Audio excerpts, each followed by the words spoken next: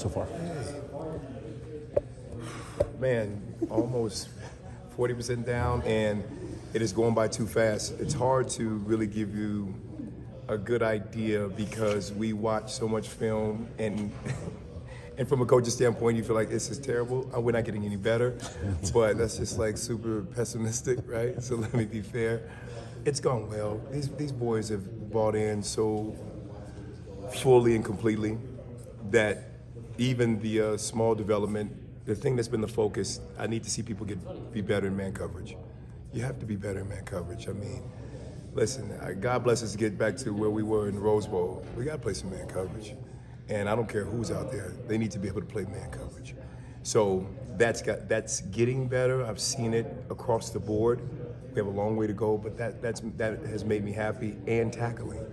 Again, go back to the last game we played, we missed so many tackles. So that's been the emphasis from the defensive standpoint, particularly my room. You know, we have to be able, if they get to us, that means we're like almost the last line of defense. You better make the tackle. So that has been better. You know, that's made me happy. It really has. We've gotten a little bit tougher too. You know, Coach Scally he's not nice to play with in springtime. He's not nice, boy, and I love it. I love it because fall camp, you can't grind as hard as you can grind in spring, you know, with the backdrop of having a game to be played. But now it's like, listen, I don't have there's no reservations on how many gases you can run or how many burpees up, downs that you can do. So 100, 200, I'm fine. Until people lose feeling in their arms, they're like, oh, coach, I can't really breathe and move. You're like, all right, that's probably enough. But just getting these guys to be mentally tougher, that's been good to see. So that's been at least positive. Sharif, how has JT looked so far coming off the injury? The first two practices, he was very sluggish. He had put on weight, and I wanted him to get stronger, but it just was not weight that was good for him. So now after today's sixth practice, he looks so much better, so much more reactionary. He is strong. You know, we had a little bit of live work just the other day, and he made such a good tackle on Tavion. Tavion, boy, that boy is just, it's not nice to tackle. He's a load to bring down, and JT did a fantastic job of bringing him down. But JT's long range, top end speed, I'm seeing a lot more. And that wasn't apparent the first 2 days, because I just think he was out of shape. Just hadn't been running around doing football, just nursing his shoulder and getting better. So he's looking a lot better. What's your emphasis with Clark this spring? We talk about him as the prodigy, and you know there's so much piled on him, and you know you've been close to him since he got here. He's been very, very good, but nobody's a finished product in a coach's eye. So what are you emphasizing with Clark this spring? I need the following. For Clark, it's always, you have a tremendous work ethic. Why don't you instill that, make that infectious to everybody else? Bring people along. Every day he's doing something by himself to get better. I said, you need to set a standard that in this room, because now you're an older player, ironically, you're the older player, you set the standard. Hey, after practice, we're doing this for 8 minutes. Bring them along, bring everybody along. Let them have your desire to want to get better. That's the first thing. Second, I just need him to be such a good technician. I said, God stops you. He caps you out. You're not going to get taller. Okay, so stop wearing Nikes that got like 3-inch heel. I mean, listen, it doesn't work. You are who you are. But what God didn't put a limit on is your intelligence, your ability to become more flexible, your strength. So those aspects, oh my God, he is so close to being able to do the splits right now. It's ridiculous. When he first got here, he was just this little rocked up ball. I said, hey, listen, this is not bodybuilding. You look like real handsome, but you can't move. So that's not gonna help me. I need you to get a little bit more flexible. He said, so you don't think I'm like really a good player? I said, I don't.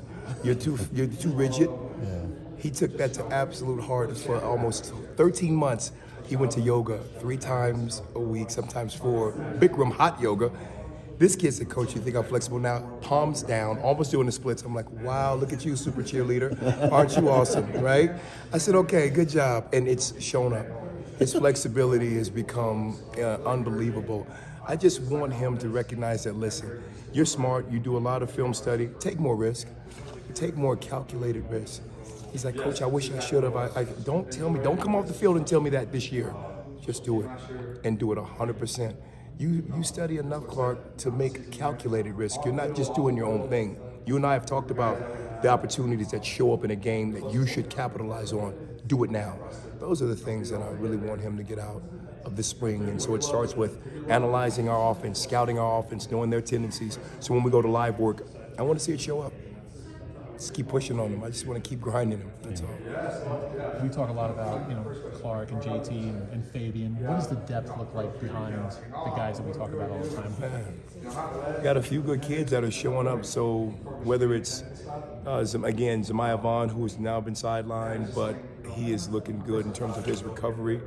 Elijah Lloyd, our true freshman, who's playing on the outside. Kane Savage has taken a big step. He's continued to take good steps forward. I've seen more physicality out of him, and I didn't see that, and it bothered me. And so he's like, Coach, why am I not, getting out there? I said, look at the film. The film doesn't lie. I need you to become a lot more physical. I need you to be able to deal with these big receivers.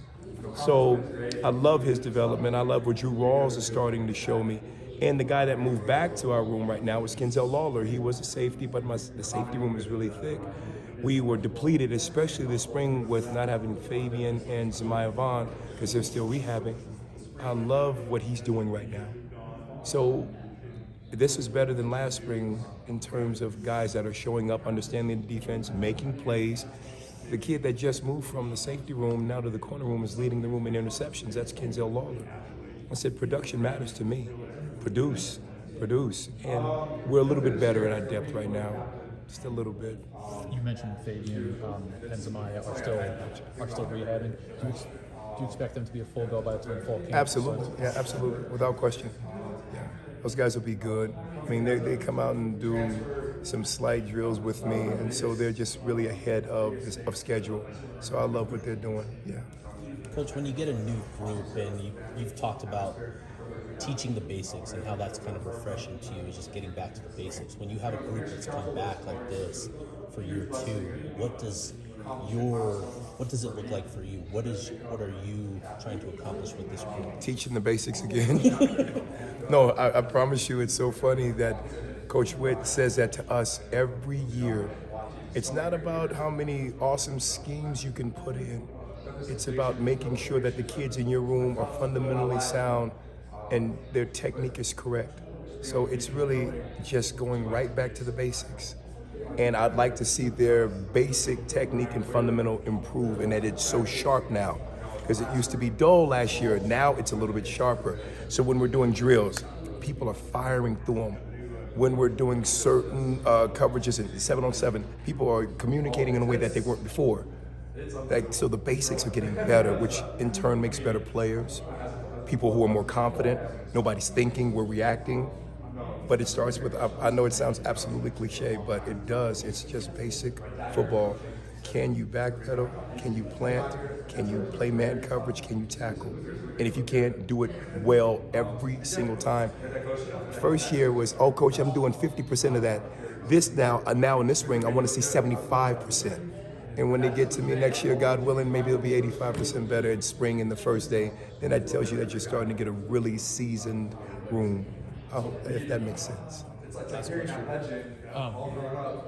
We're starting to see Clark's name pop up on some of these early mock drafts, not for this year, but for next year.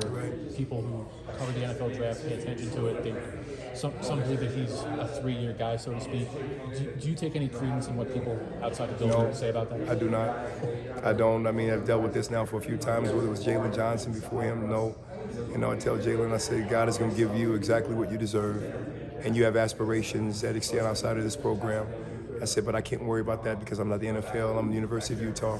And the only thing that matters to me is what type of ball player you will be here. I don't even talk about that with Clark. I've never talked about that with any of the kids that we drafted or that went on to play in the next level. I could care less. It was never a topic for us. It's what are you doing for the team right now as a University of Utah football player? The blessing is Clark has put himself in a good position by being the beneficiary of very good ball players around him, which is a blessing. But he still has a hell of a lot of work to do in my eyes, a lot.